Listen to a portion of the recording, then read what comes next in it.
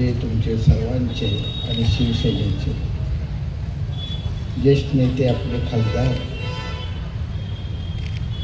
बारणे साहेब हे उठले आणि थोडंसं मला अवघडल्यासारखं. ते माझे नेते आहेत, ते तुमचे सर्वांचे आपले नेते आहेत आणि जे थोडं व्यापामुळं अतिशय सुंदर चांगलं प्रबोधन करून भाषण करून तातडीने गेले ते आपले लाडके आमदार तरुण आदरणीय प्रशांतजी ठाकूर साहेब, व्यासपीठावर असलेले आपल्या सर्वांचे तुमचे लाडके उमेदवार आदरणीय बबन नामदेव मुकादम, भगिनी सायली तुकाराम सरळ, दुसऱ्या लाडक्या भगिनी बायजा बबन बारगजे आणि माझे जुने एक सहकारी मित्र आदरणीय रामदास बापू वामन शेवाळे.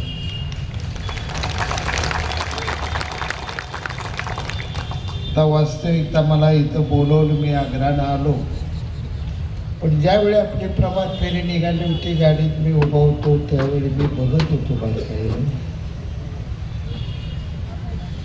की विनाकारण मला 300-350 किलोमीटरचा प्रवास करून रामदास बापूने कशासाठी बोलवले मलाच काही कळत नाही. गुलालाची पोती आता घरी घेऊन चौघईने जावा, तुम्ही काय काळजी करा. ते आता वादळ जी समोर बसलं ते वादळ तुम्हाला आता थांबवत नाही. तुम्ही 16 तारखेला निकाल लागताय, 17ला पनवेल महानगरपालिका अजिबात चिंता करा. पांडुरंगा नगरीत लागेल, पांडुरंगाचा आशीर्वाद घेऊन तुम्हाला चौघाला. हे यश कशाचं आहे? निवडणुका सुरू झाल्या, आता भारतीय जनता पार्टीचे नेते आपले काय त्यांचं नाव ते भाषण करून निघून गेले. ते 4-5-6 वेळा सारखे शहाजीबापू देशमुख मी कटाळून आणि ज्या म्हणलं देशमुखानं मला पिल्ले 45 वर्ष पिल्ले दिले. आता ह्या सागुल्यात तर मला दुमतं करते ती पनवेलात आली इथं तो सुटका होईल म्हणतं, पण ती सारखंच मला म्हणते देशमुख काय करावं मला कळलं. आणि दुसरी अडचण अशी ठेवली, ज्या 2 पक्षानं उभ्या आयुष्यात राजकारणात माझं वाटोळ केलं तेवढंच 2 पक्ष नेमकं तुमच्या ह्या चौघ्या विरोधात उभा राहतात.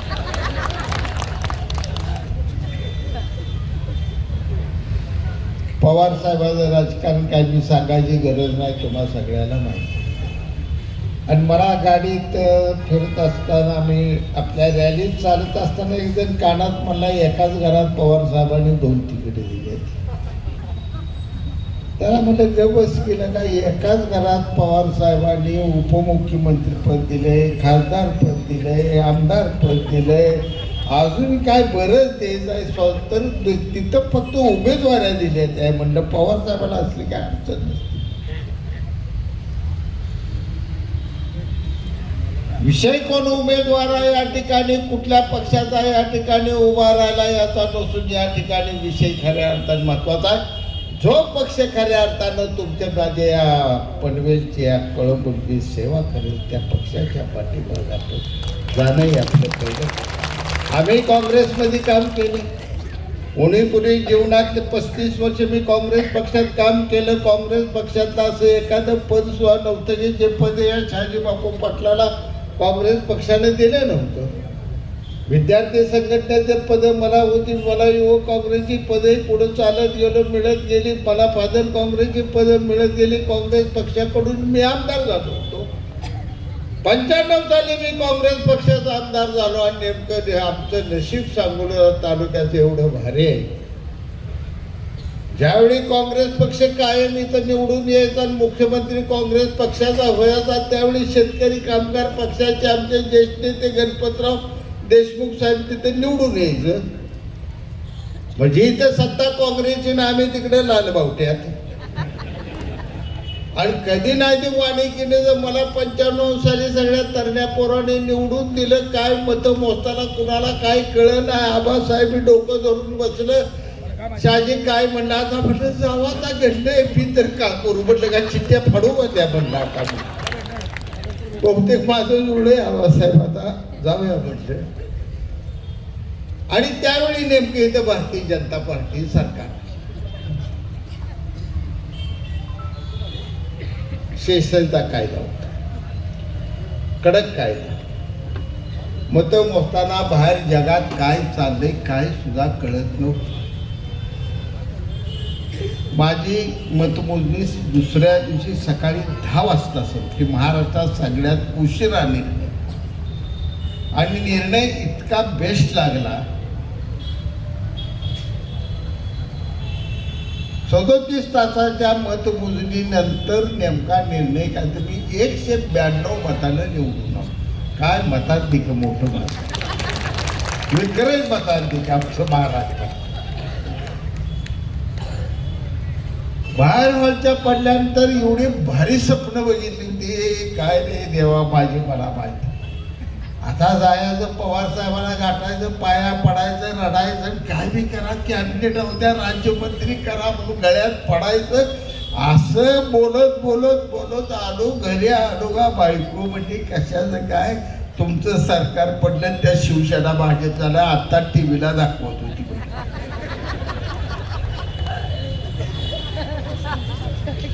परंतु ज्यावेळी मी काँग्रेस पक्षाचा आमदार होतो त्यावेळी त्या दुष्काळी खोऱ्याला मग त्या ठिकाणचा माझा मंगळवेढा असो, माझं त्या ठिकाणी सांगोल असो, जत असो, कवटे मंकाळा असो, त्या ठिकाणचं खानापूर असो, विठा असो, फलटण असो, किंवा सर्वात जास्त पाऊस पडणारा माझा वाई महाबळेश्वरचा भाग असो, किंवा इकडं बीडमध्ये गेल्यानंतर उस्मानाबाद गेलो, या सगळ्या परिसरात ठाणे स्वातंत्र्या दिवशी एका दिवशी 9 गोळ्या खाल्ल्या. त्या वडूला सुद्धा प्यायला पाणी नव्हतं. स्वातंत्र्याला 50-60 वर्ष पूर्ण. त्या हुतात्म्यांच्या गावाला बॅरिस्टर अंतोने पहिल्यांदा जाऊन मुख्यमंत्री झाल्यानंतर त्या मातेचं दर्शन घेतलं होतं. तिथली अवस्था अशी तर होती की त्या ठिकाणी शेतीला तर पाणी सोडूनच द्या, पण प्यायला सुद्धा पाणी. टँकरच्या मागं आमच्या या बहिणी काष्टा खाऊन लागत होत्या, त्यांच्या उघड्या मांड्या आम्हाला लहान बाळपणावर बघायला मिळत. 20-20 लिटरची घागर तिनं पाण्याची डोक्यावर घ्यायची, त्या ठिकाणी चालत जायचं. घागरी टँकरच्या तिथे झिंजा एकामेकीच्या वडायच्या, तुझी घागर आधी लागती या माझी घागर आधी लागती म्हणायचं, घ्यायची. आणि पायात अनवाणी चप्पल नसताना 20 लिटरची घागर घेऊन तिनं त्या दगडात चालत जायचं, लेकरानं पाणी पाजायची आमची अवस्था. हे आम्ही भोगले त्या ठिकाणी. आम्ही अमेरिकेत आलेल्या तांबड्या ज्वारीची ज्याला मिलो नावते, ज्या भाकरी खाल्ल्या त्या शेळीच्या दुधात कुस्करून आम्ही खाल्ली. पण ज्यावेळी भारतीय जनता पार्टी आणि शिवसेनेचं सरकार आलं, मनोहर जोशी या ठिकाणी मुख्यमंत्री म्हणून शिवसेनेचे बसले, आणि स्वर्गीय गोपीनाथजी मुंडे साहेब ज्यावेळी उपमुख्यमंत्री म्हणून बसले, एक आमदार निवडून आलेला नव्हता. माझ्या सगळ्या दोस्तांना या ठिकाणी सांगतो मी, सांगली जिल्ह्यात शिवसेनेचा आमदार नाही, सातारा जिल्ह्यात शिवसेनेचा आमदार नाही, सोलापूर जिल्ह्यात शिवसेने 2-3 आमदार असतील, मराठवाड्यात सगळं त्या ठिकाणी. पण निर्णय घेतले तुमचे माझे, ते घेतले शिवसेनेचा मुख्यमंत्री आणि भारतीय जनता पार्टीचा उपमुख्यमंत्री यांनी दुष्काळी खोऱ्याला कृष्णा खोरं निर्माण केलं. आणि आज आपण बागायतदार बनत चाललो. तिथं आलोय आपण सगळे आला. बारणे आप्पांना सांगेन मी, बारणे आप्पा, मुंबई ही जीवाची मुंबई आहे, पण आमच्यासाठी मुंबई ही तुमचं मंत्रालय मित्रालय मुंबई आम्हाला वाटत नाही. कुलम आम्हाला त्या ठिकाणी मुंबई वाटत नाही. जोगेश्वरी आम्हाला मुंबई, वाळकेश्वर आम्हाला तर अजिबात आमची मुंबई वाटत नाही. आमची मुंबई कुठं वाटते, कळवून चालत मानखुर्द गाठल्यात गेलं आम्हाला वाटते आमच्या मुंबईला आलो. ही आमची मुंबई रोजीरोटी भरण्यासाठी जगण्यासाठी आलेली आमची माणसं. आई तिथं सोडून गेली. वयस्कर बाप तिची सोडून दिला आणि आज इथं आली. सुरक्षितता ही त्यांची पहिली महत्वाची. आणि मी आवर्जून या ठिकाणी सांगेन की ज्यावेळी मी रामदास बापूंना अडचणीला माझ्या लोकांसाठी फोन केला त्यावेळी 15 मिनिटात रामदास बापूंनी उलटा की मी पोलीस स्टेशनला जाऊन तिची अडचण सोडवली. ते जर कुठलीही अडचण माझ्या माणसाची रामदास बापू मी या प्रचाराने निर्णय घेतला. आज देशाचे पंतप्रधान नरेंद्रजी मोदी साहेब गुजरातचे मुख्यमंत्री होते. गुजरातचे मुख्यमंत्री पदानंतर त्यांना नरेंद्र मोदी एका आवाजानं संपूर्ण भारत देशात बघता बघता लाट आली आणि विक्रमी मताने ते भारताचे पंतप्रधान क्रिटिसाइज केले सगळे. अमेरिकेच्या स्पॅननं लेख लिहिला, इंडिया टुडेनं लेख लिहिला, आग्रे लेख लिहायला लागली की एक मुख्यमंत्री ज्याला देशाच्या कारभाराचा कोणताही अनुभव नसलेला माणूस जे मुख्यमंत्री पंतप्रधान पद नेमकं कसं चालवणार. अनेक तज्ञांनी स्वतःची मतं व्यक्त केली, पण बघता बघता 10-12 वर्षाचा काळ ज्या माणसाने जगण्यासाठी स्वतःचं हॉटेल नाही तर दुसऱ्याच्या हॉटेलमध्ये काम करून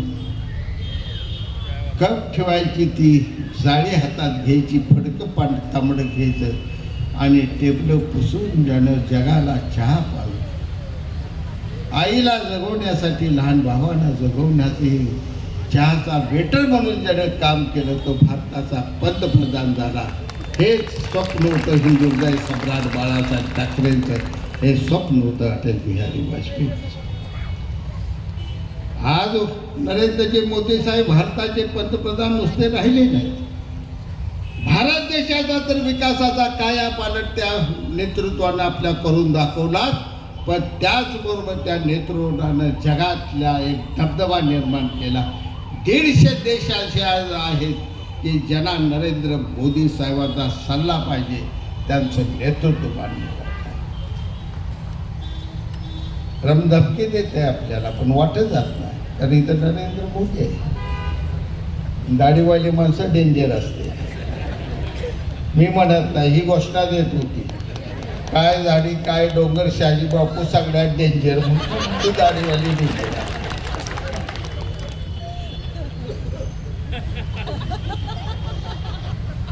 ही वाट पांडुरंगाला जशी आषाढी कार्तिकीला आपल्या जाणारी वाट असते तशी विकास त्या मंदिराकडे जाणारी वाट आहे. भारतीय जनता पार्टी शिवसेना ही विकासाला बांधिलकी आहे. 2.5 वर्षाचाच काळ एकनाथजी शिंदे साहेबांचा मुख्यमंत्री. मोठ्यापणाने देवेंद्रजी फडणवीस साहेबांनी उपमुख्यमंत्री पद मान्य केले. कारण एवढा मोठा राजकीय उठाव केल्यानंतर या माणसाला मुख्यमंत्री पद दिलं पाहिजे अशी त्यांची भावना. 2.5 वर्षाच्या कालखंडात विक्रमी काम करणारं नेतृत्व म्हणून तुम्हाला एकनाथजी शिंदे साहेबांची कायमस्वरूपी नोंद घ्यावी लागेल. एकट्या माझ्या तालुक्याला 5,500 कोटी रुपयाचा निधी दिला. टेंबूचं पाणी, म्हैसाळचं पाणी, उजनीचं पाणी, पिण्याच्या पाण्याच्या योजना. 2 वर्षात सांगोला तालुका जो महाराष्ट्रात सर्वात दुष्काळी तालुका म्हणून ज्याला ओळखलं जात होतं आणि ज्यासाठी भाई गणपतरावजी देशमुख साहेब सातत्यानं आंदोलनं करत होती, तो सांगोला तालुका 2 वर्षानंतर सर्वात जास्त बागायत असलेला आणि जमीन पाण्याखाली असलेला तालुका म्हणून निश्चितपणाने त्याची नोंद होणार आहे. मी अभिमानाने याचं हे शहाजी पाटलांनी केलं नाही, माझ्यामुळं झालं नाही. हे झालं, निर्णय घेतला तो शिवसेना भारतीय जनता पार्टीने निर्णय घेतला आणि म्हणून माझ्या जनतेचं 18 विश्व दारिद्र्य दूर झाला. हीच अवस्था मराठवाडा ही सगळीकडे अवस्था आहे. आणि म्हणून राजकारणात अनेक वाटा आहेत. सगळे सह्याने एक मत.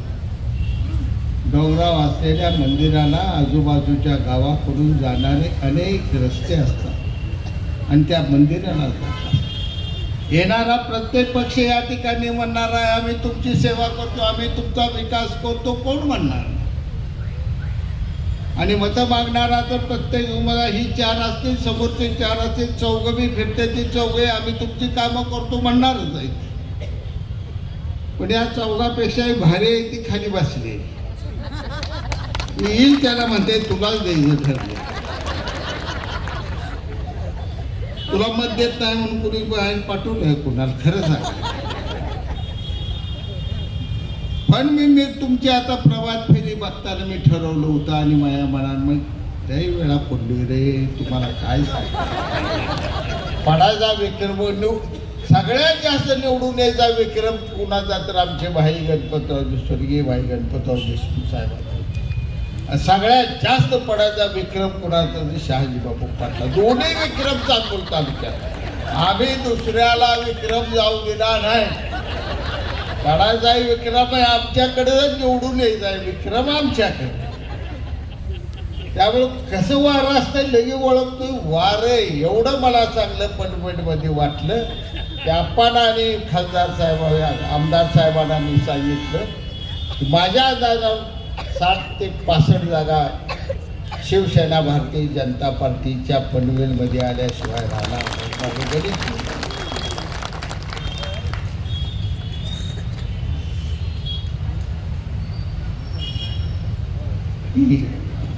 आज पहिल्यांदा काही झेंडे येत नाही. मला नावं कुणाला ठेवायची, पण कशासाठी इथलं बालेकिल्ला शेतकरी कामगार पक्षाचा सपना कोण जबाबदारी आला?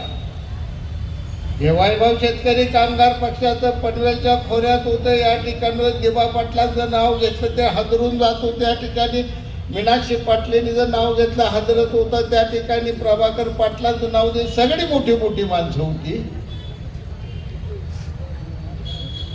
कृष्णराव धुळपांचं आज बघता बघता ही अवस्था काय झाली?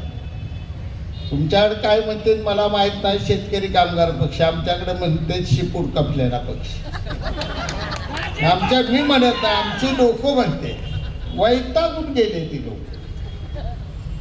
कुठलंच काम करायचं नाही, निवडणुका लढवायच्या म्हणणारा असला पक्ष या पक्षाही नादा लागून पवार साहेबात खरं काय मानू नका. बघताय तुम्ही काय चाललंय काहीच नाही. कवा पवार साहेब आणि मोदी साहेब एक बसलेली मला बी कळायचं नाही, तुम्हाला कळायचं नाही. कुठं त्यांच्या नादाला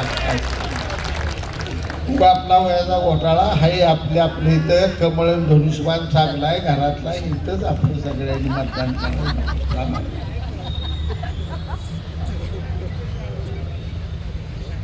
आपल्या सगळ्यांना एक माझं नम्रतेचं आव्हान. मत कसं असतं? स्वाती नक्षत्राचा ज्यावेळी पाऊस पडत असतो त्यावेळी स्वाती नक्षत्राच्या पावसाचं एक वैशिष्ट्य. त्यावेळी पहिल्या दिवशी स्वाती नक्षत्राचा पाऊस पडत असतो. त्या पावसाचा थेंब जर त्या चातक पक्षाच्या सूचीत एक थेंब गेला तर चातक पक्षाची वर्षाची तहान भागत असते.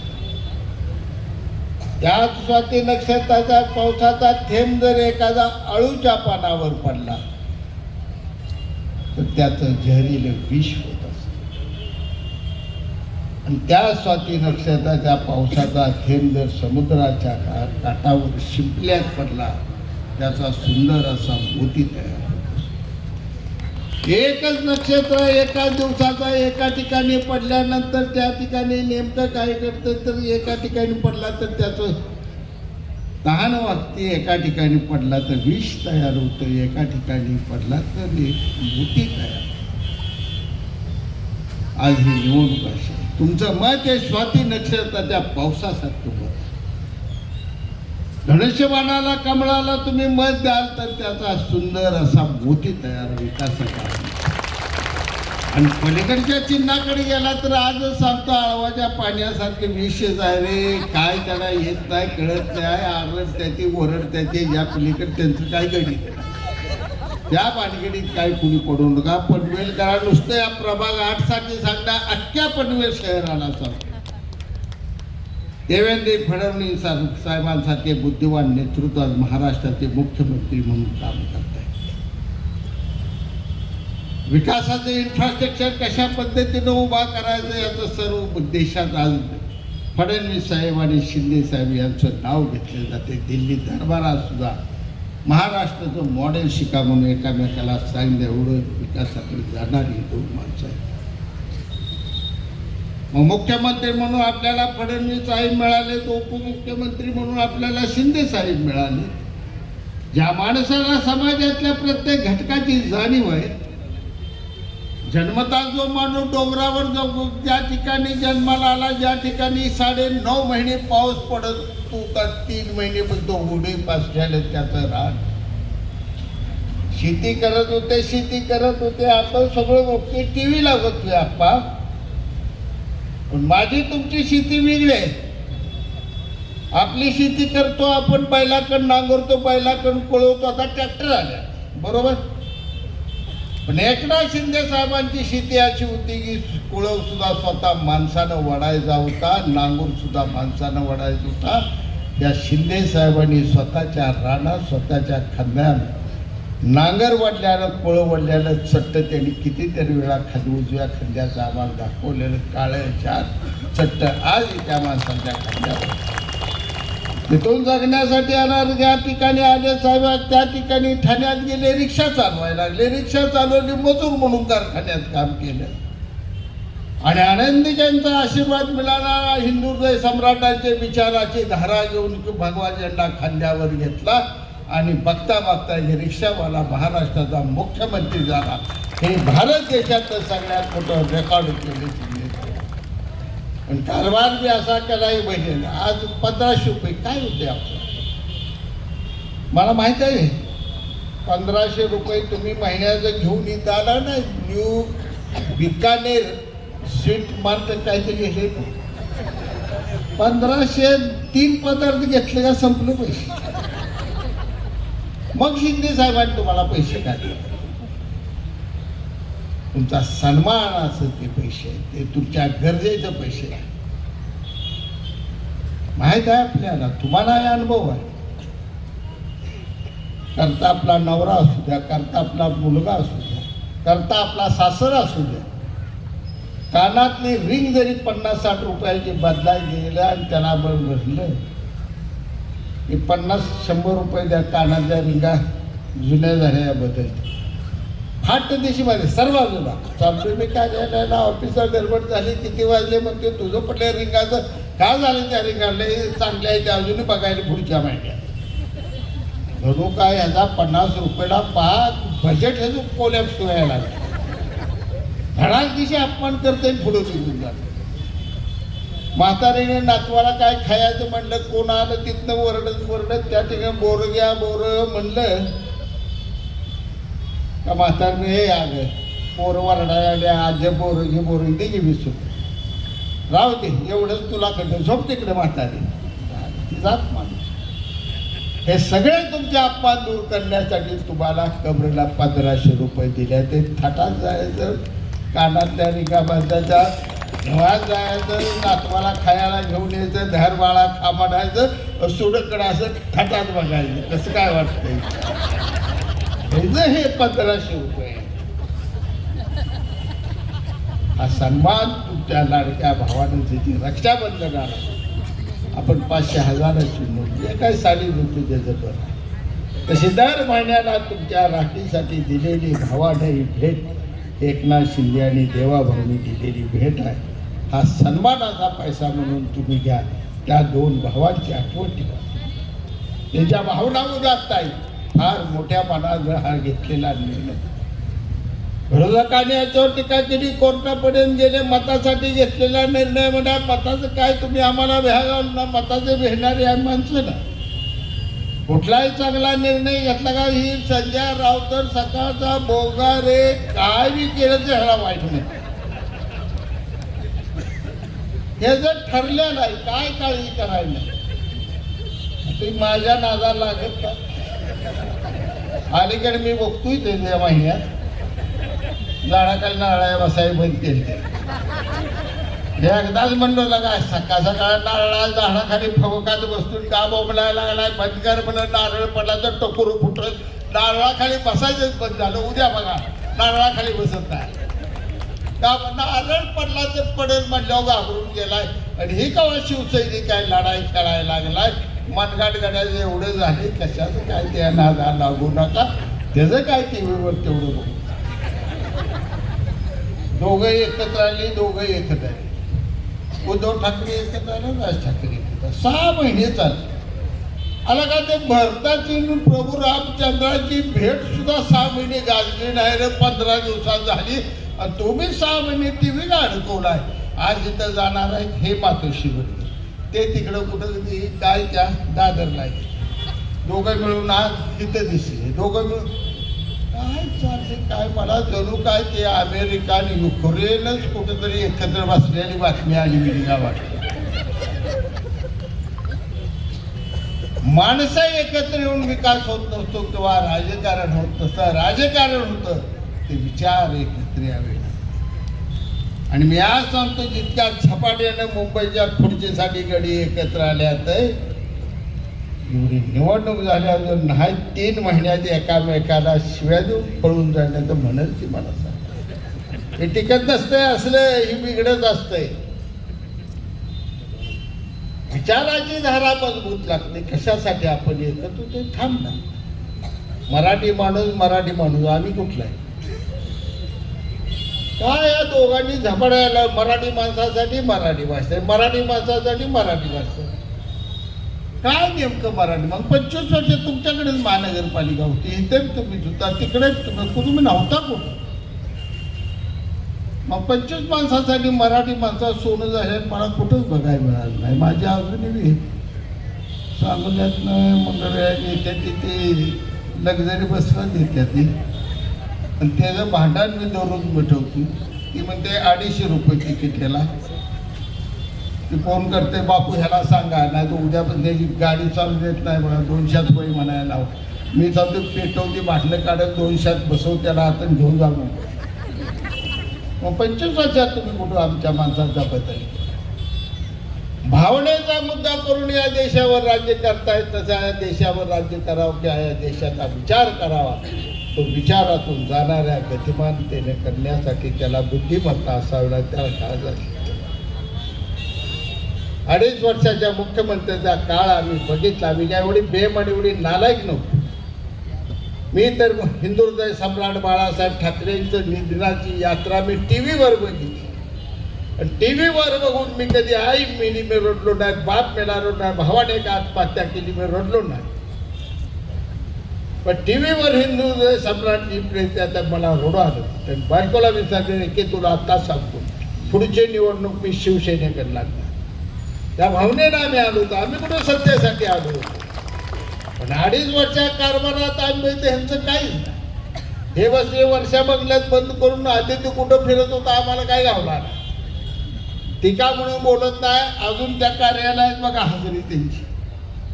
जायचं कुठं का मला अजित पवारकडे गेला रागानं बघायचं. मला सोडून गेलाय का दाखव तुला हिसका म्हणायचं. आणि अशोक चव्हाणकडे गेलं का गोड बोलायचं ठीक आहे की देतो म्हणायचं. पण काय दे मला म्हणजे मरून जाऊ खाली झोड्यानं माणसं मारते. आणि म्हणून शिंदे साहेब पायावर साहेबराव करून काय तर म्हणून उठाव केला. आणि महाराष्ट्राच्या विकास जास्त वेळ घेत नाही. वेळ कधी झाले जाता जाता एवढं सांगतो तुम्हाला.